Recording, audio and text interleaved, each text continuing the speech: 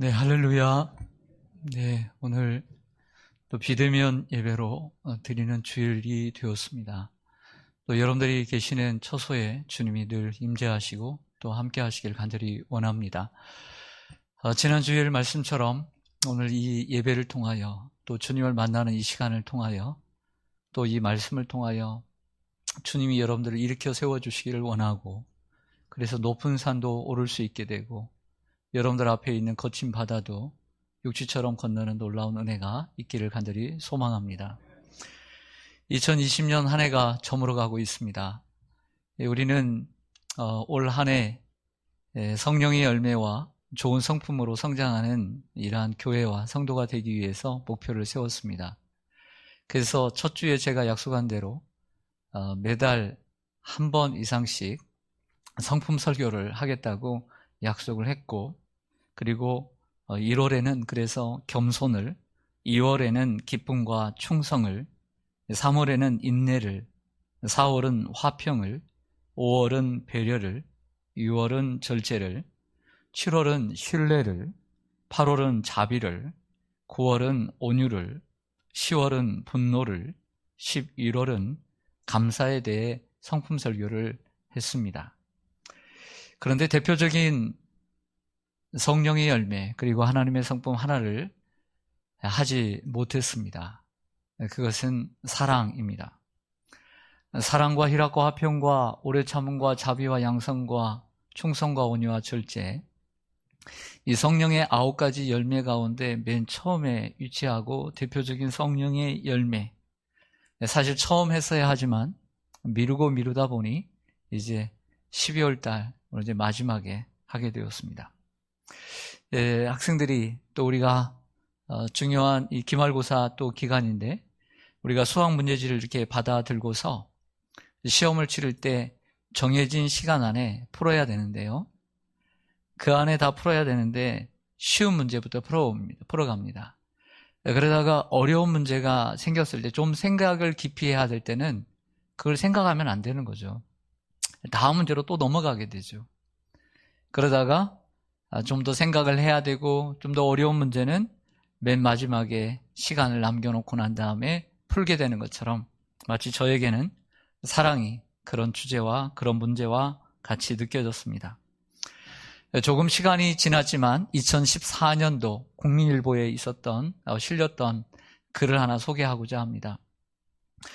분당 우리 교회 이찬수 목사님과 선한 목자교회 유기성 목사님 내놓으라 하면 참 다 아는 목사님들인데 이분이 6년 전에 이런 질문을 들었습니다.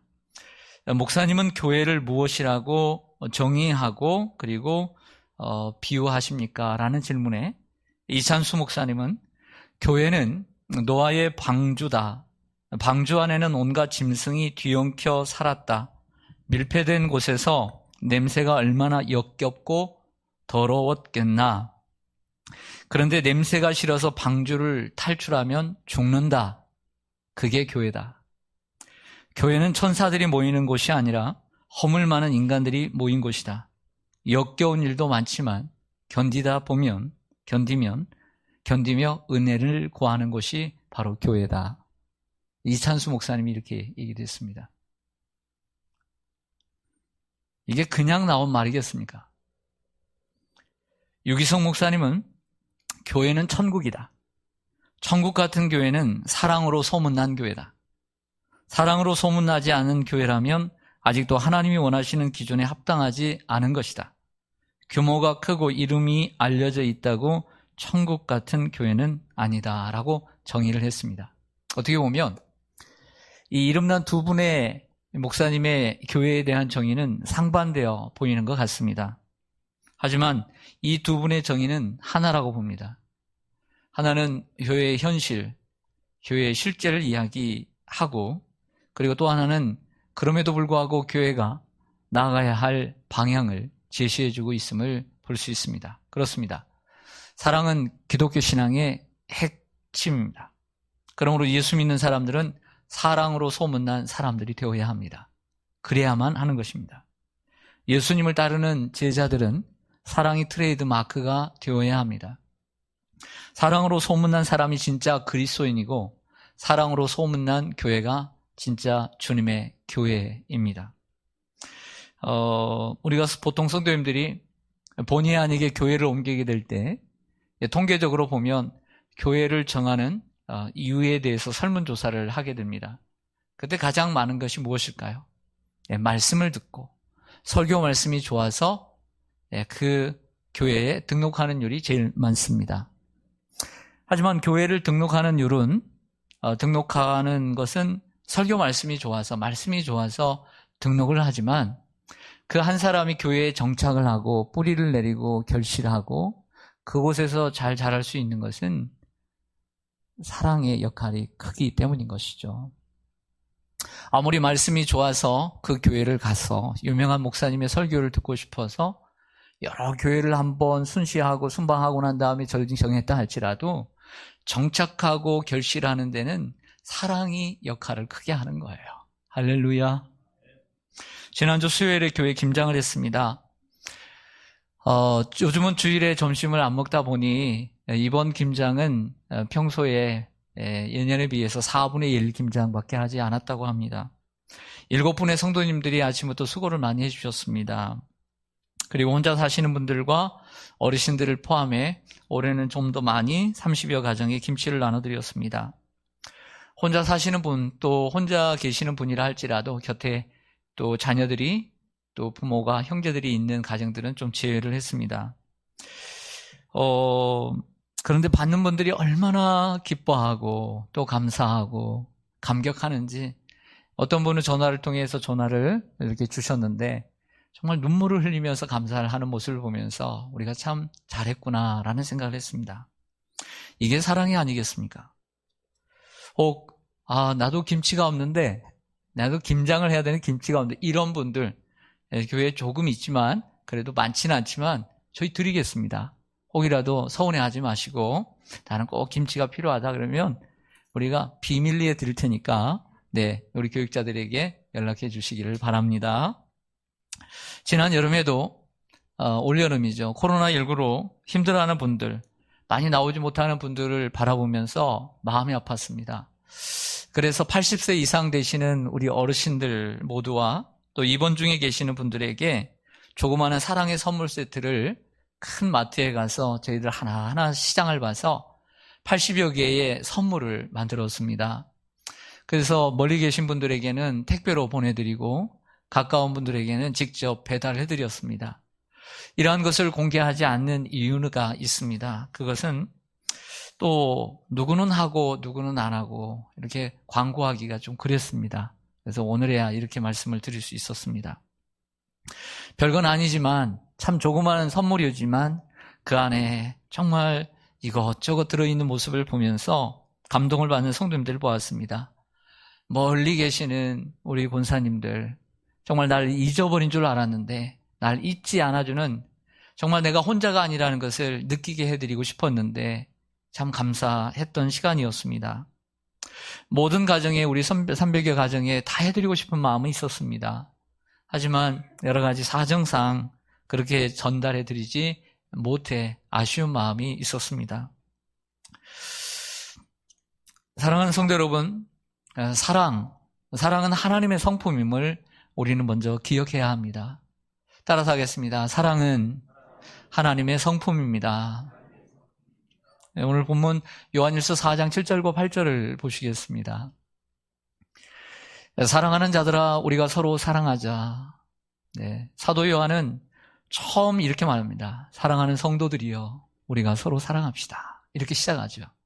사랑은 하나님께 속한 것이니 사랑하는 자마다 하나님으로부터 나서 하나님을 알고 사랑하지 아니하는 자는 하나님을 알지 못하나니 이는 하나님은 사랑이심이라. 저 노란색 글씨에 있는 것처럼 사랑은 하나님께 온전히 속한 것이고 그리고 하나님 자신이 사랑이십니다. 사랑은 하나님의 성품이고 속성입니다. 속성에는 비공유적 속성과 공유적 속성이 있습니다. 하나님만이 가지고 계시는 영원하심, 불변하심, 전지전능하심은 하나님의 비공유적 속성입니다. 하지만 하나님에게 있는 것이 우리 인간에게도 함께 존재할 때 그것을 공유적 속성이라고 하는데, 사랑은 우리도 함께 나눌 수 있는 것이기 때문에 공유적 속성에 들어가게 됩니다.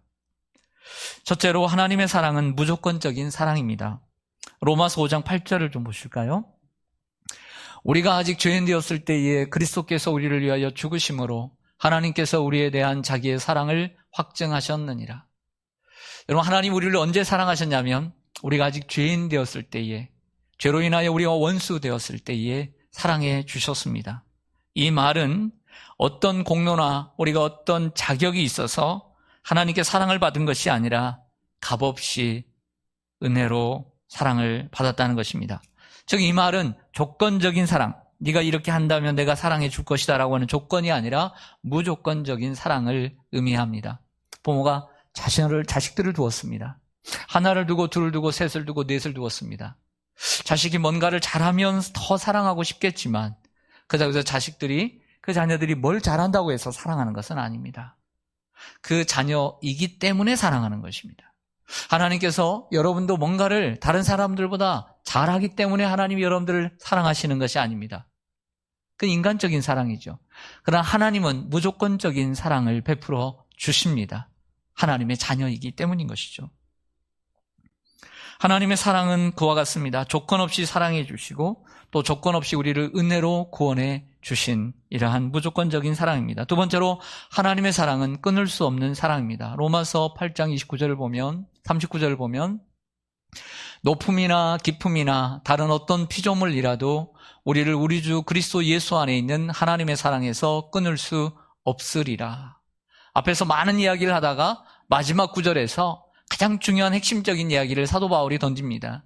우리 주 예수 그리스도 안에 있는, 즉 예수 그리스도의 그 뜨거운 보혈로 맺어진 하나님의 사랑에서 우리는 끊을 수 없다라고 이야기를 합니다. 여러분, 세상에는 여러 가지 사랑이 있습니다. 남녀 간의 이성적인 사랑이 있습니다. 부모와 자식 간의 사랑이 있습니다. 형제와 형제 간의 사랑이 있습니다. 그리고 친구와 친구 간의 우정과 같은 사랑이 있습니다. 여러분, 묻습니다. 이러한 사랑이 끊어질 수 있습니까? 끊어질 수 없습니까? 끊어질 수 있는 사랑들입니다. 사람들은 사랑에 불안해합니다. 여러분들, 사람들이 저 사람과 저 사람과 못 볼까봐, 저 사람을 만나지 못할까봐 불안해합니다. 그 이유는 근본적으로 내 사랑이 끊어질 수 있다라고 하는 생각을 갖고 있기 때문에 불안해하는 것이죠. 맞습니까? 더더욱 애정이 있는 사람, 더 많은 사랑을 주고 싶은데 그 사람과 헤어지기 싫은데 헤어질 때 불안해하죠. 불안해하는 것은 그 사랑이 얼마든지 언제든지 끊어질 수 있다는 생각을 하기 때문인 것입니다. 그러나 하나님의 사랑은 끊어지지 않습니다. 왜냐하면 하나님의 사랑은 한결같고 변함이 없기 때문입니다. 우리의 상황이 어떠하면 네가 이렇게 하면 나는 좋아지고, 이런 사랑이 아니라는 것이죠. 사랑하는 여러분, 하나님의 이 변함없고 한결같은 그 사랑을 바라보시기를 간절히 소망합니다. 세 번째로 하나님의 사랑은 이타적인 사랑입니다. 오늘 사도 요한이 계속해서 이렇게 얘기합니다. 요한일서 4장 9절에 하나님의 사랑이 우리에게 이렇게 나타난 바 되었다. 나타났다라고 얘기합니다. 사랑은 나타내어야 합니다. 사랑은 표현되어야 합니다. 사랑은 행동화되어야 합니다. 하나님이 자기의 독생자를 보내시면 하나님의 사랑이 어떻게 표현되었습니까? 나타났습니까? 자기의 독생자를 내어줌으로 나타났습니다. 그 이유는 무엇입니까? 우리를 살리기 위함입니다. 사랑하는 성도 여러분, 하나님의 사랑은 독생자를, 하나밖에 없는 아들 예수 그리스도를 우리에게 주심으로 표현되었습니다. 나타났습니다. 그 이유는 저와 여러분을 살려주시려고, 죄에서 구원해 주시려고 예수님을 보내신 줄 믿습니다. 기독교의 핵심은 사랑이 있습니다. 그리고 그 사랑은 이타적인 사랑입니다. 자기만을 생각하고 행동하는 것은 이기적인 사랑입니다. 분명히 우리는 이기적인 사람이 맞습니다. 근데 우리는 이기적인 사랑에만 항상 머물러서는 안 되는 것을 기억해야 합니다. 우린 먼저 인정해야 합니다. 나는 연약한 인간이고 이기적인 사랑에 취한 사람이다. 하지만 우리 그리스도인들은 이기적인 사랑에 멈추어서는 안 된다는 것을 늘 생각해야 합니다. 그래, 나는 이기적인 사람이고 이기적인 사랑에 도취한 사람이지만 거기에 도취해서 살아갈 수는 없다. 이타적인 사랑의 사람이 되어야 한다는 생각을 해야 합니다. 자기만을 생각하고 행동하는 것은 이기적인 사랑입니다. 하나님 우리를 살리려고 자신보다 더 귀한 아들을 우리에게 내어주셨습니다. 하나님 멀리서 우리를 사랑하신 분이 아닙니다. 이렇게 구경만 하시고 계시는 분이 아닙니다. 그 사랑을 가지고 우리의 인생 속으로 친히 뚜벅뚜벅 걸어오시는 분이십니다. 그리고 그 하나님은 우리가 받아야 할 고난을 그저 바라보시지만 않고 헐레 벌떡 뛰어오시며 우리의 고난을 짊어지시는 분이십니다. 여러분이 위기를 당할 때 급한 바람처럼 구름을 타고 찾아오시고 낙심하고 절망하고 있을 때 소리 없이 찾아와 엘리야 곁에서 힘을 주신 것처럼 힘을 주시고 가슴 아파 눈물 흘 때 어머니의 품처럼 찾아와 안아주시는 분이십니다. 그 하나님의 사랑을 받아들이시기를 소망합니다.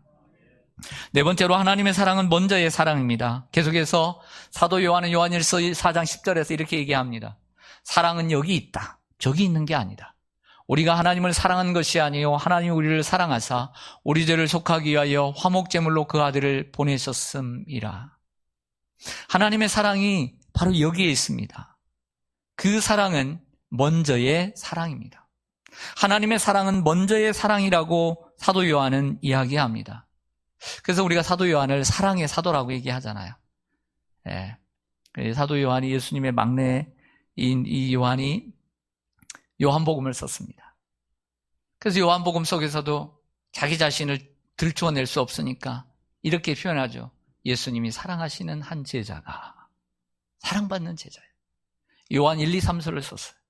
그리고 반모섬에서 요한계시록을 썼습니다. 그래서 이 5개의 요한복음 속에 사랑이 많이 보이고 있습니다. 그래서 사랑의 사도라고 우리는 부르고 있는 것이죠. 우리가 하나님을 사랑한 것이 아니요 하나님 우리를 먼저 사랑해 주셨습니다. 요한복음 15장 16절의 말씀처럼 우리가 하나님을 택한 것이 아니요 하나님 우리를 먼저 택하여 불러 세워주셨습니다. 그러나 보통 인간의 사랑은 그런 사랑이 아니죠. give and take의 사랑입니다. 주고받는 사랑, 대등한 이러한 거래의 사랑입니다. 그래서 사람의 사랑을 가리켜 거래의 사랑이라고 얘기를 해요. 거래의 사랑이다. 남이 해주는 만큼 내가 주는 것입니다. 내가 받은 만큼만 주는 것입니다. 그래서 거래가 성립될 때 사람의 사랑은 성립되는 것입니다. 하지만 하나님의 사랑은 거래의 사랑이 아닙니다. 사람들은 손해보지 않을 만큼만 사랑합니다.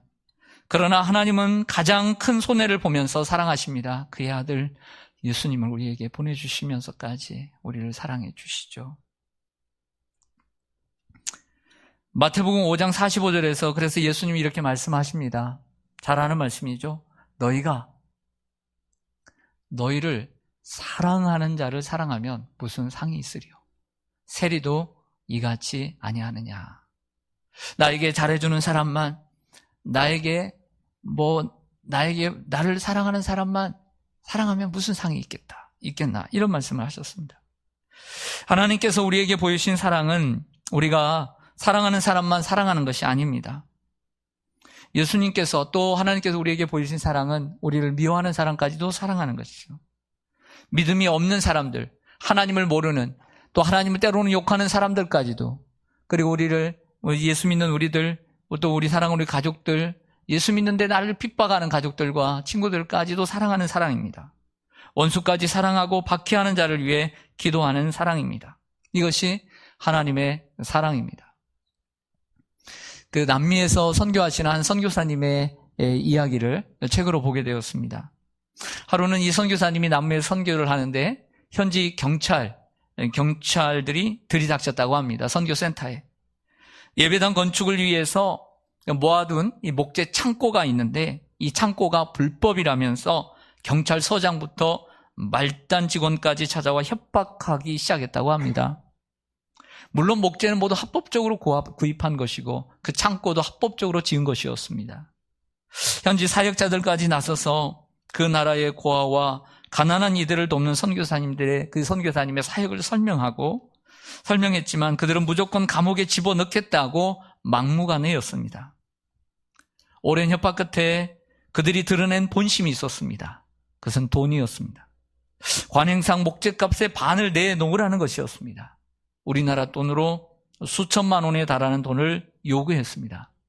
선교사님은 도리어 내가 감옥에 갈지언정 그런 돈을 줄 수 없다라고 하며 확실하게 자신을 표현했습니다. 내가 감옥에 가겠다. 하지만 현지 사역자들이 옆에서 도왔습니다. 그래서 경찰서장을 찾아가 스스로 가까스로 설득을 해서 미화 만불로 조정을 했다고 합니다. 하지만 선교사님은 그 미화 만불도 많다라고 여겨져서 양보를 하지 않았습니다. 결국 3,000불을 주고 없던 일로 하기로 해주었습니다. 여기저기 수소문한 끝에 어렵게 돈을 만들었습니다. 그리고 그 돈을 주기 위해서 경찰서장, 한 번도 전화번 해보지 않았던 그 경찰서장의 그 전화번호를 들고 전화를 했는데 놀라운 일이 일어났습니다. 통화 연결음이 있잖아요. 네, 통화 연결음이 복음성가였다는 거예요. 그때 선교사님의 가슴이 무너졌다고 합니다. 자, 우리나라가 아니고 그 나라 남미에 그 나라의 사정상 이 통화 연결음이 이 복음성가가 음악이 나올 정도라고 한다면 보통 수준의 믿음의 사람이 아니에요. 얼마나 믿음이 좋은 또 그 지역에서 내노라 한 교회에 또 직분자겠습니까? 선교사님은 무거운 나무를 짊어지고 또 나르느라고 온몸에 아픔, 상처와 통증이 심해서 또 비명을 지르며 하루하루를 살았습니다. 그러면서 이렇게 쓰고 있습니다. 세상에 이럴 수가. 내가 이러려고 이 대접을 받으려고 온몸이 망가지고 부서져라 사역을 했던가. 너무나 실망했습니다. 온갖 생각이 들었을 것입니다. 내가 이 남미에서 복음을 전해야 하는가? 라는 생각까지도 내가 이 사람들을 사랑하라고 하는데 이 사람들을 사랑할 수 있을까? 라고 생각했을 것입니다. 그런데도 주님은 사랑할 수 없는 그 사람들을 사랑하라고 하신다는 것입니다. 그러면서 이렇게 고백하고 있습니다. 그런데도 이들을 사랑해야 한다는 마음을 인간이기 때문인지 도저히 내 힘으로는 내 안에 채울 수 없어서 주님의 이름을 눈물로 불러봅니다. 그렇습니다. 이 말은 우리의 힘으로는 원수를 사랑할 수 없다는 거예요. 우리의 개인적인 우리의 감정으로는 원수를 사랑할 수 없다는 것을 우리에게 보여주는 거예요. 그러나 거기서 끝나는 것이 아니라 원수를 사랑하는 것은 성령의 역사 가운데 우리가 주님의 마음을 가질 때만이 원수를 사랑하고 또 그들을 위해서 기도할 수 있음을 이 선교사님이 우리에게 보여주고 있는 것입니다. 자, 오늘 설교 30분 설교를 통해서 어떻게 사랑을 다 담을 수 있겠습니까? 사랑을 다 담을 수 없죠. 어떻게 사랑을 다 30분 안에 다 이야기할 수 있겠습니까?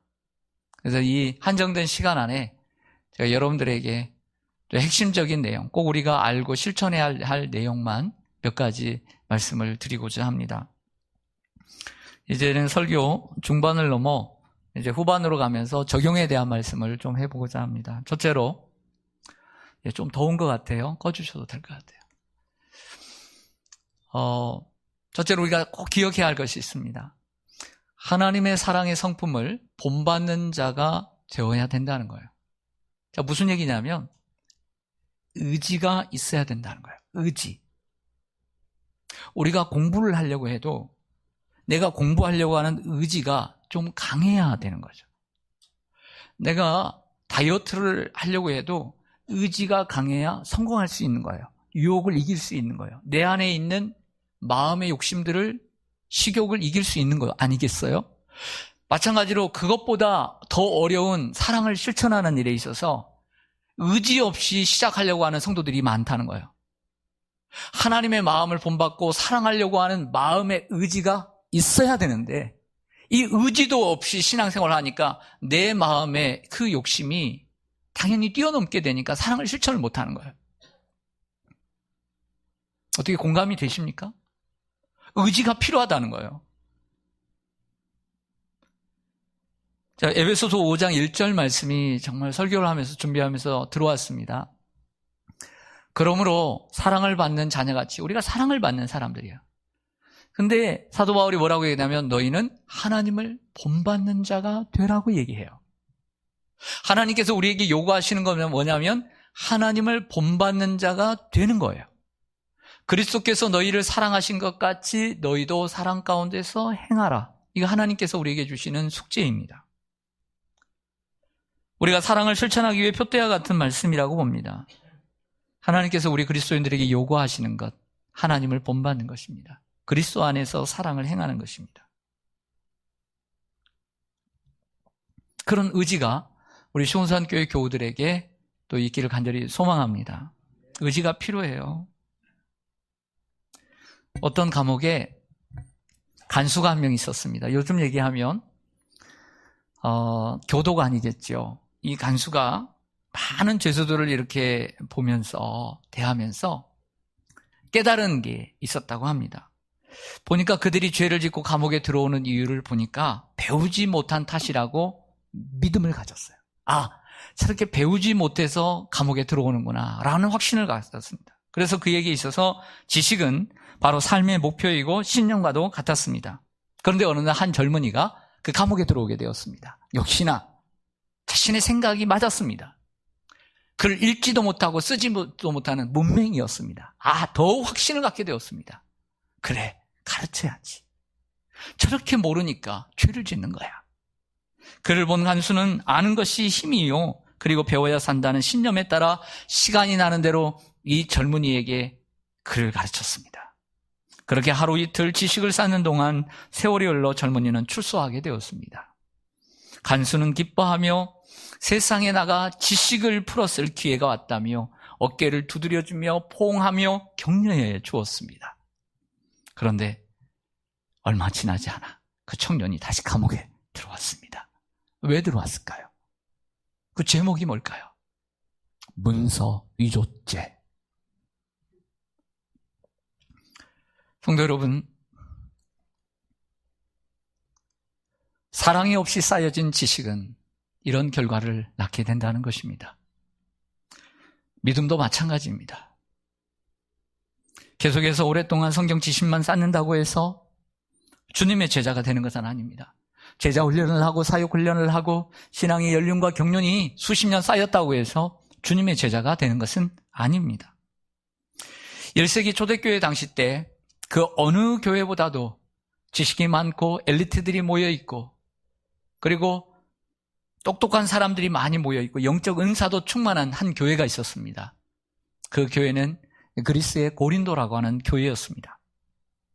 하지만 사도 바울은 고린도전서 13장을 시작하면서 이렇게 이야기합니다. 내가 사람의 방언과 천사의 말을 할지라도 사랑이 없으면 소리나는 구리와 울리는 꽹과리가 되고 내가 예언하는 능력이 있어 모든 비밀과 모든 지식을 알고 또 산을 옮길 만한 모든 믿음이 있을지라도 사랑이 없으면 아무것도 아니요. 사도 바울이 왜 이렇게 표현했을까요? 말로는 내가라고 표현하고 있지만 고린도 교회 성도들이 들으라고 얘기를 하는 거예요. 너희들이 지식이 많고 은사가 많고 방언을 하고 예언을 하고 산을 옮길 만한 믿음이 있다고 하지만 너희에게는 사랑이 없음을 얘기하고 있는 거예요. 그러면서 마지막에 이렇게 끝내지 않습니까? 그런즉 믿음, 소망, 사랑 이 세 가지는 항상 있을 것인데 그 중에 제일은 사랑이라.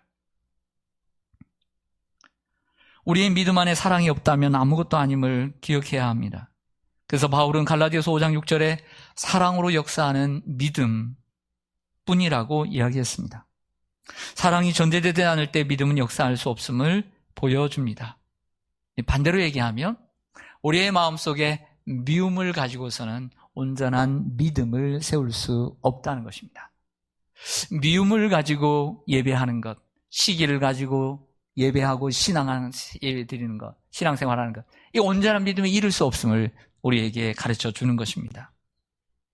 우리가 주님의 성품을 담기 위해 성품 설교를 듣고 있습니다. 성품 설교 왜 듣습니까? 그냥 오늘 즐거운 시간, 오늘 지겹지 않고 오늘 그래도 들을 수 있는 것 들으려고 듣는 건 아니잖아요. 성품 설교를 하는 이유는 주님의 성품을 조금이라도 닮아가려고 하는 마음이 있기 때문에 듣는 것입니다. 결국 주님을 닮는다는 것은 하나님의 사랑의 성품을 담는 것이고 예수님의 인격을 닮아가는 것입니다. 이러한 의지가 여러분들에게 있기를 주님의 이름으로 간절히 축원합니다. 할렐루야.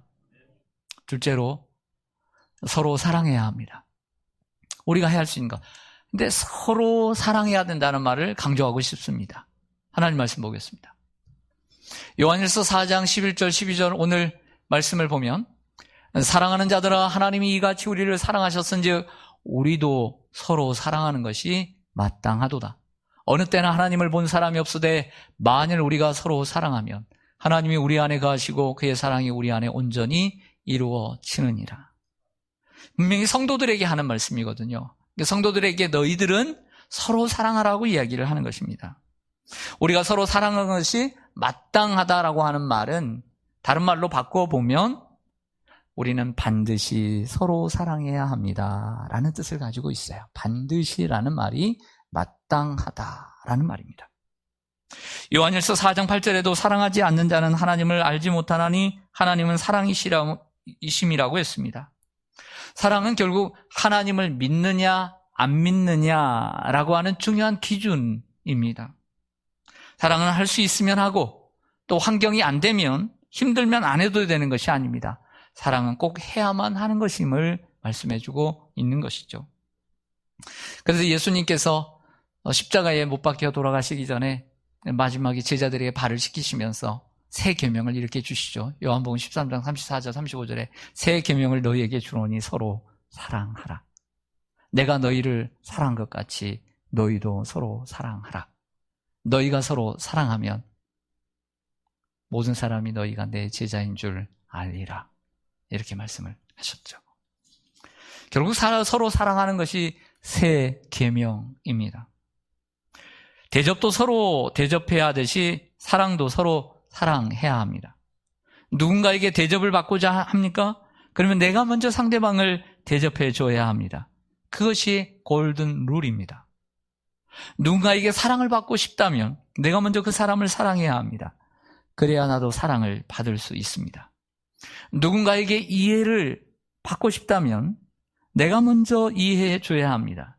그래야 나도 진정한 이해를 받을 수 있습니다.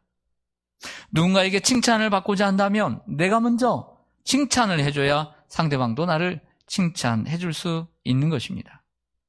그런데 문제는 자신만 생각한다는 것입니다. 남을 대접해 줄 생각은 안 하고 자신을 대접해 주지 않는다고 생각하는 것이 문제입니다. 남을 이해해 주지 않으면서 자신을 이해해 주지 않는다고 생각하는 것이 문제입니다. 먼저 양보하지 않으면서 남이 양보해 주지 않는다고 생각하는 것이 문제입니다. 그러니까 안 되는 것입니다. 부부간에도 마찬가지입니다. 저희 부모님을 봐도 그렇고요. 그리고 저희 부부를 봐도 그런 것 같아요. 공통점이 있어요. 가끔씩 싸울 때가 있습니다. 자주 싸우진 않습니다. 그런데 가끔 싸우는데 싸우고 난 다음에 뒤를 돌아보면 싸웠던 문제가 대동소이합니다. 싸웠던 것 가지고 또 싸우고, 싸웠던 것 가지고 또 싸우고, 싸웠던 것 가지고 또 싸우고. 어디 저의 가정의 문제입니까? 여러분도 그래야 안 그래요? 그렇죠? 싸웠던 것 가지고 꼭 정해져 있어요. 왜 그럴까요? 누군가 고칠 생각이 없기 때문입니다. 똑같은 것을 가지고 싸우다 보니 나타나는 우리의 감정은 더 속상합니다. 희망이 안 보이니까 속상한 것입니다. 조금씩 서로 양보하고 상대방이 싫어하는 것을 기억해뒀다가 하지 않도록 노력해야 합니다. 그래서 조금씩 가족 구성원이 변해가야 합니다. 그래야 우리의 가정은 희망이 있다고 생각합니다. 여러분, 여러분의 자녀들이 여러분들에게 이야기는 하지 않겠죠. 그렇게까지는 얘기하지 않을 것입니다. 그러나 마음속으로 여러분들의 자녀들이 이런 생각을 가지고 있다면 어떻게 생각하십니까? 우리 가정은 희망이 없어. 말은 안 해요. 하지만 자녀들이 아파하면서 골방에 들어가서 이런 생각을 할 수 있습니다. 역시 우리 가정은 희망이 없어. 여러분, 이것보다 더 절망적인 상황이 어디 있습니까? 네?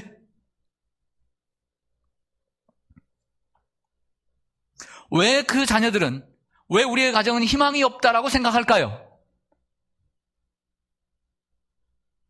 변하지 않기 때문에. 우리 엄마 아빠는 변하지 않아. 우리 가족은 변한 게 없어. 그래서 희망이 없다라고 생각하는 거예요. 교회도 마찬가지예요. 교회도 마찬가지예요. 저와 여러분 자신이 교회입니다. 저와 여러분이 변해가지 않고 똑같은 죄와 실수를 반복한다면 성도들의 마음속에 우리 교회는 희망이 없어 라고 생각하는 거예요. 이것보다 더 절망적인 것이 어디에 있습니까?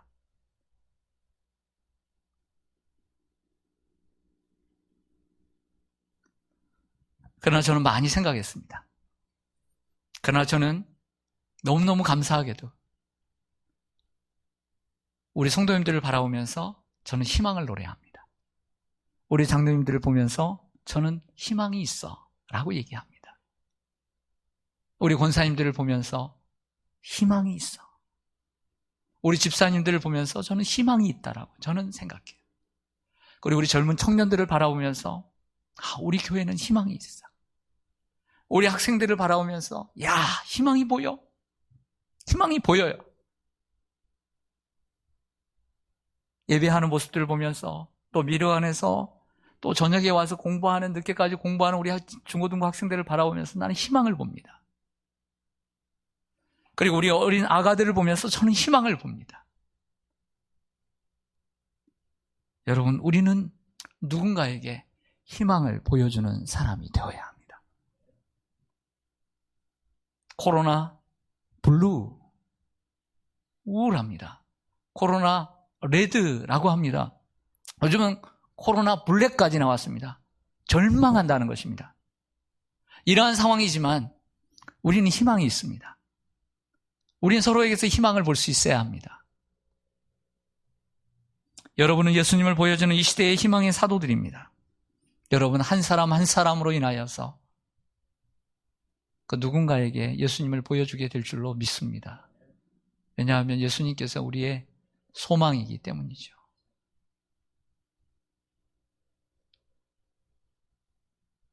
요한일서 4장 12절을 읽고 마치겠습니다. 어느 때나 하나님을 본 사람이 없으되 우리가 하나님을 보지 못했어요. 만일 우리가 서로 사랑하면 하나님이 우리 안에 거하시고 그의 사랑이 우리 안에 온전히 이루어지느니라. 아멘. 하나님 우리가 보지는 않았지만 우리가 서로 사랑할 때 우리 가운데 하나님이 거하시고 또 하나님이 일하실 줄로 믿습니다. 우리가 서로 사랑할 때, 교회가 서로 사랑할 때, 성도들이 서로 사랑할 때, 또 이 사랑을 실천할 때 여러분들로 인하여, 여러분 한 분 한 분으로 인하여 정말 여러분들의 가정에 희망이 있게 되기를 원합니다. 우리 시온산교회에 희망이 있게 되기를 원하고 여러분 한 사람 한 사람 그 교회가 한국교회의 희망이 있도록 세상에 보여지기를 원하고 이 세상에 희망이 있게 되기를 간절히 소망합니다. 아멘. 기도하겠습니다.